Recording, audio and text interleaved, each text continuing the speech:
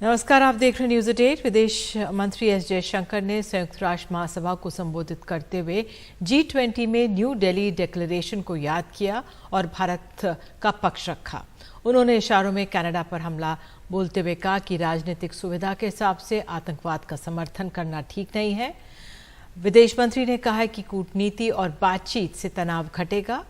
साथ ही कहा कि संयुक्त राष्ट्र सुरक्षा परिषद में सुधार होना चाहिए। Mr. President, we must never again allow an injustice like vaccine apartheid to recur.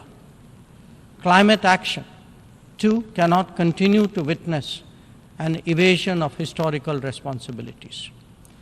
The power of markets should not be utilized to steer food and energy from the needy to the wealthy. Nor must we countenance that political convenience determines responses to terrorism, extremism and violence. Canada के प्रधानमंत्री Justin Trudeau घर और बाहर दोनों तरफ एक तरह से घिरते नजर आ रहे हैं। श्रीलंका, बांग्लादेश के विदेश मंत्रियों ने इस मुद्दे पर भारत का साथ दिया है। पुर्तगाल और मेक्सिको जैसे कई देश चाहते हैं कि भारत और कनाडा मिलकर इस मुद्दे का जल्द समाधान निकालें। न्यूयॉर्क में संयुक्त राष्ट्र महासभा में हिस्सा लेने के लिए अधिकतर देशों के विदेश मंत्री मौजूद हैं। कई देशों के विदेश मंत्रियों ने निज्जर हत्याकांड मुद्दे पर कनाडा के रुख की कड़ी आलोचना की है। श्रीलंका ने कनाडा के पीएम ट्रूडो को आड़े हाथों लिया है। कनाडा में कई आतंकवादियों को पनाह मिली हुई है। कनाडा के पीएम का बिना ठोस सबूत के ऐसे आरोप लगाना घोर आपत्तिजनक है।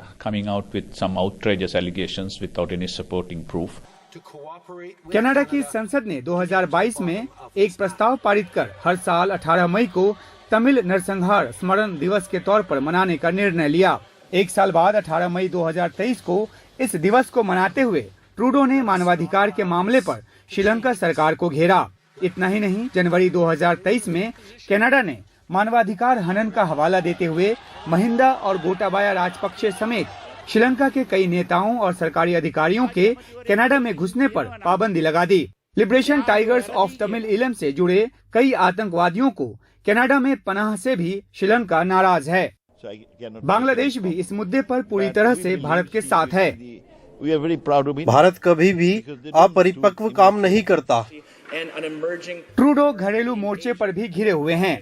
कनाडा के हाउस ऑफ कॉमन्स में विपक्ष के नेता ट्रूडो से निज्जर हत्या मामले में सबूतों की मांग कर चुके हैं। कनाडा की सीनेट में विपक्ष ने आरोप लगाया है कि सुरक्षा और खुफिया मामलों की समिति में ट्रूडो ने सिर्फ अपने लोगों को रखा है क्योंकि उनको कोई भेद खुलने का डर है। घरेलू राजनीतिक फायदे के लिए निज्जर मामले को हवा देने वाले ट्रूडो के सामने सवाल कई हैं, लेकिन फिलहाल कोई जवाब नहीं। नई दिल्ली में उमाशंकर सिंह, एनडीटीवी इंडिया। उधर कनाडा में बसने की पंजाबी युवकों की चाहत का फायदा खालिस्तानी ताकतें उठा रही हैं। अब ये जांच हो रही है कि बीते कुछ सालों में कितने राजनीतिक दलों ने युवकों के वीजा लगाने की सिफारिश की। कनाडा जाकर बसने की चाह में पंजाब के नौजवानों को गुमराह करने का काम चल रहा है। सबको वीजा चाहिए जो आसानी से नहीं मिलता। ऐसे में खालिस्तानी समर्थक उन युवाओं तक पहुंचते हैं और उन्हें वीजा दिलाने में मदद करते हैं। ये बात एनआईए की जांच में सामने आई है। निझर और मोनिंदर सिंह बुआल, परमिंदर सिंह पंगली, भगत सिंह बराड़ अपने खालिस्तान समर्थक एजेंडे को आगे बढ़ाने के लिए न सिर्फ कनाडा बल्कि पंजाब में भी भोले भाले सिख युवाओं का इस्तेमाल करते रहे हैं। ये खालिस्तानी समर्थक सरे, ब्रैम्पटन और एडमिंटन आदि में लगभग 30 से ज्यादा गुरुद्वारों को नियंत्रित करते हैं और वहां इन लोगों का भारत विरोधी भावनाओं को बढ़ावा देने के लिए इस्तेमाल करते हैं। पाकिस्तान हमें नशा परोसता है। पंजाब को तबाह करने में पाकिस्तान सबसे ज्यादा आगे रहता है कि किसी तरीके पंजाब और पंजाबियत को खत्म करें। ऐसे दुश्मन से कोई हाथ कौन मिलाएगा जो सिख सोच नहीं रखता होगा। इसलिए ये चंद लोग हैं, 10-20 लोग हैं, कुछ नहीं हैं। और ये हाइप ज़्यादा क्रिएट की जा रही है, मीडिया में ज़्यादा हाइप क्रिएट की जा रही है। सिख जो हैं बाय लार्ज, चाहे विदेशों में बैठे हों चाहे भारत में बैठे हों, वो हमेशा ही पीस लविंग के साथ साथ अपने देश के देशप्रस्त लोग हैं। इसलिए ऐसे लोगों की बातों में बहुत ज़्यादा इनको तवज्जो देने की जरूरत नहीं है। जांच में ये भी सामने आया है कि कुछ राजनीतिक दल भी पैसा लेकर कुछ लोगों को पॉलिटिकल असाइलम देने की सिफारिश करते रहे हैं। जानकारी के मुताबिक कनाडा में प्रो खालिस्तानी एक्सट्रीमिस्ट मांग और आपूर्ति मैट्रिक्स का फायदा उठाते हैं और पंजाब के भोले भाले सिख युवाओं को प्लम्बर, ट्रक ड्राइवर जैसी मध्यम कुशल नौकरियों या सेवादारों और गुरुद्वारों में पंथियों और रागियों जैसे धार्मिक कार्यों के लिए प्रायोजित करते हैं। उन्हें फिर कनाडा में खालिस्तान समर्थक गतिविधियों के लिए तैयार किया जाता है। उधर एसजीपीसी का कहना है कि जांच एजेंसियां जानबूझकर सिखों को बदनाम कर रही हैं। एसपीजीसी ने प्रस्ताव पास किया है कि सभी आरोपों की जांच की जाए। वाहिगुरू जी का खालसा वाहिगुरू जी की फतेह। पिछले दिनी देश ਅਤੇ दुनिया के अंदर एक बहुत बड़ा मसला ਜਿਹੜਾ विचार का विषय ਤੇ विवाद का विषय बनया कि ये जिहड़ी जांच आ ये जांच जिहड़ी आ ये अमेरिका की जांच एजेंसी ने करके जिहड़ी कनेडा नूं दित्ती आ, जिहदे विच बाकी सारे देश इस गल की गवाही भर रहे आ कि हिंदुस्तान नूं इस जांच दे विच शामिल होना चाहिए ते इहदा जवाब देना चाहिए। असीं अपील करते हैं कि इस मामले नूं वाचा जावे। देश के अंदर बैठे ते विदेश के अंदर बैठे सिख इस गल लई फिक्रमंद होण। श्रोमणी गुरुद्वारा प्रबंधक कमेटी इस मसले नूं वड्डे पद्धर ते विचार रही आ ते इस नूं देश दीआं सरकारां ते विदेश दीआं सरकारां नाल इस बारे विचार करने लई भी। उधर भारत सरकार ने कनाडा के सभी आरोपों को खारिज किया है और कहा है कि पंजाब के गैंगस्टरों के बीच आपसी टकराव अब कनाडा में आम हो गया है। ये मामला बहुत ही संवेदनशील है। भारत और कनाडा को इसकी नजाकत को समझना होगा। खासकर कनाडा को इस बात की जांच करने की जरूरत है कि किस तरह के लोग वहां पर आकर बस रहे हैं और वहां की सरजमी का इस्तेमाल कर रहे हैं भारत के खिलाफ गतिविधियां करने के लिए। नई दिल्ली से नीता शर्मा, एनडीटीवी इंडिया के लिए।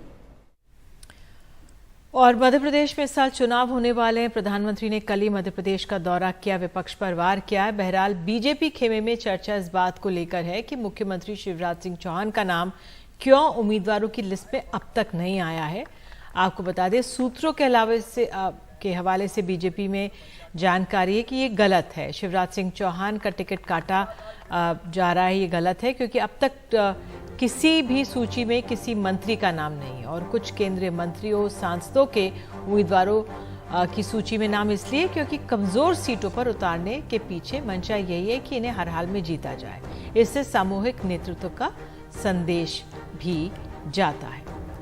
दरअसल आपको बता दें कि आज बीजेपी की तीसरी लिस्ट भी आई जिसमें सिर्फ एक नाम था और इससे पहले सोमवार रात जारी दूसरी लिस्ट में 39 उम्मीदवारों के नाम थे और इस तरह अब तक पार्टी राज्य में 79 उम्मीदवारों के नाम घोषित कर चुकी है। नई लिस्ट में कुछ बातें साफ होती नजर आ रही हैं कि बीजेपी अब बड़े चेहरों पर दाव लगा रही है क्योंकि इन सीटों में चुनाव पर पिछड़ती रही है वो, और बड़े चेहरों में 7 मौजूदा सांसद जिनमें 3 केंद्रीय मंत्री भी शामिल हैं।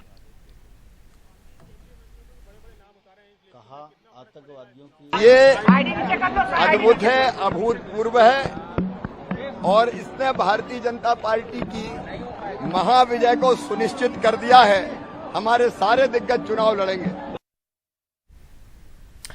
मध्य प्रदेश से अगली जानकारी है। उमरिया में गोंडवाना गणतंत्र पार्टी ने सरकार के खिलाफ प्रदर्शन किया। इनमें ज्यादातर आदिवासी हैं। इस दौरान पुलिस और प्रदर्शनकारियों के बीच झड़प हो गई। प्रदर्शनकारियों के पथराव करने के बाद पुलिस ने लाठीचार्ज किया, ये बताया गया है।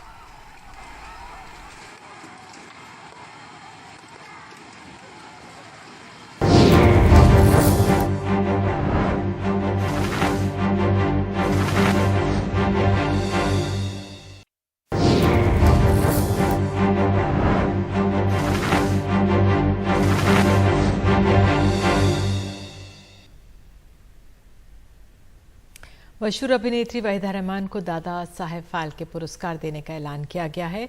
कई दशकों के लंबे करियर में उन्होंने प्यासा, गाय, तीसरी कसम, कागज के फूल और रंग बसंती जैसी दर्जनों कामयाब फिल्में दी हैं। खास मौके पर उनसे बात की हमारे सहयोगी प्रशांत सिसोदिया ने।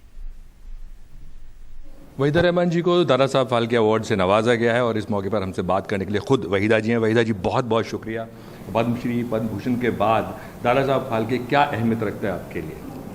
देखिए, जब कभी कोई भी अवार्ड मिलता है इंसान को खुशी तो ज़रूर होती है। कोई ये नहीं कह सकता मैं खुश नहीं हूँ।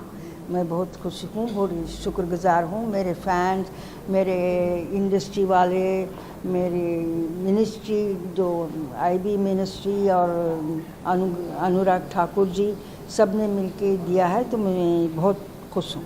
नारी शक्ति अधिनियम जो है, नारी शक्ति वंदन अधिनियम के मौके पर जब पास हुआ है तब आपको ये अवार्ड मिला है। फिल्म जगत में नारी शक्ति के बारे में आप क्या कहेंगी और क्या हालात है नारी शक्ति के?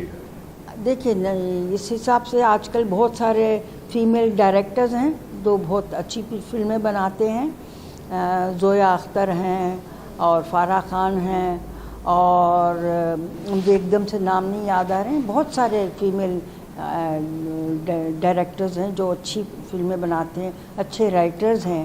पहले भी थे राइटर्स, मगर उनको उनके कभी आगे बढ़ने नहीं दिया या नहीं हुआ उनसे, जो भी हो। नारी शक्ति को जो किरदार बढ़ावा देते हैं, गाइड भी अगर हम बात करें, अपने आप में बहुत आउटगोइंग फिल्म थी। अपने उन किरदारों के बारे में देखिए, गाइड के बारे में क्या, जो रोजी का कैरेक्टर था कि उससे पहले मेरे ख्याल से कोई ऐसा हिंदी स्क्रीन पर सीन नहीं था जो उसके हस्बैंड के साथ नहीं बनती तो वो गुफा में जाके उनसे लड़के तमाचा मार के वॉकआउट करे, वरना इट वाज नो हस्बैंड को तमाचा मारा ऐसे कैसे हो सकता है।